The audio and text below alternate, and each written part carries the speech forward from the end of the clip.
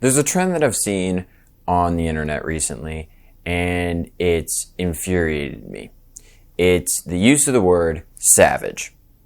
Now, savage is a word that traditionally meant something along the lines of brutal, warlike, and mean, and just did whatever you could to get your way to the top. Savage nowadays can mean any number of things. I mean, I think we've all seen the video of the little kid from Britain's Got Talent or whatever it is, calling one of the hosts a dog or something like that. And he goes, "Savage." That's not savage. That's absolutely not savage.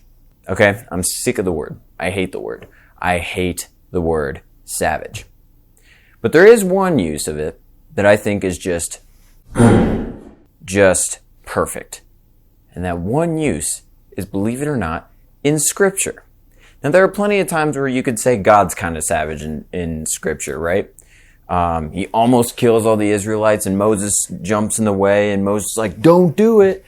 And then God's like, all right, I won't do it. So both God and Moses were kind of savage in that part, but that's not what I'm going to talk about. I could talk about how savage Jesus was to the Pharisees. I'm not going to talk about that. I could talk about how savage Elijah was when he mocked the prophets of Baal and the god Baal himself, and then was just like, I'm going to douse this altar in water just to show you guys how powerful my God is. And then he's like, God, go ahead and burn this altar. And God just obliterates it. But that's not even the most savage thing I want to talk about.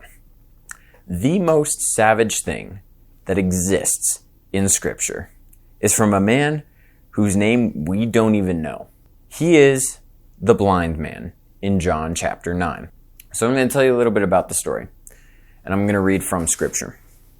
As he passed by, he saw a man blind from birth, and his disciples asked him, Rabbi, who sinned, this man or his parents, that he would be born blind? Jesus answered, It was neither that this man sinned, nor his parents, but it was so that the works of God might be displayed in him. We must work the works of him who sent me as long as it is day. Night is coming when no one can work. While I am in the world, I am the light of the world. So already, Jesus is kind of setting up the stage to be a bit of a savage story. I mean, you can tell this is going to be good because the disciples are like, okay, we know that blindness is a consequence of sin, okay? So either he sinned or his parents sinned. Which one is it, Jesus? We already know this. And Jesus is like, it's neither, you morons. This is so that God can do an incredible work in him for the entire kingdom. So already you know, something good's about to happen. Let's continue. When he had said this, he spat on the ground, made clay of the spittle, and applied the clay to his eyes, and said to him, Go wash in the pool of Siloam. So he went away and washed and came back seeing. Therefore the neighbors and those who previously saw him as a beggar were saying, Is this not the one who used to sit and beg? Others were saying, This is he. Still, others were saying, No, but he is like him. He kept saying, I am the one. So they were saying to him, How then were your eyes opened? He answered, The man who is called Jesus made clay and anointed my eyes, and said to me, Go to Siloam and wash. So I went away and washed, and I received sight. They said to him, Where is he?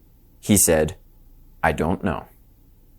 So already, you can tell the amazing work that's happening here. Jesus did a miracle in this man, and no one believed it was real. Everyone was like, maybe it's him, maybe it's not him. No one really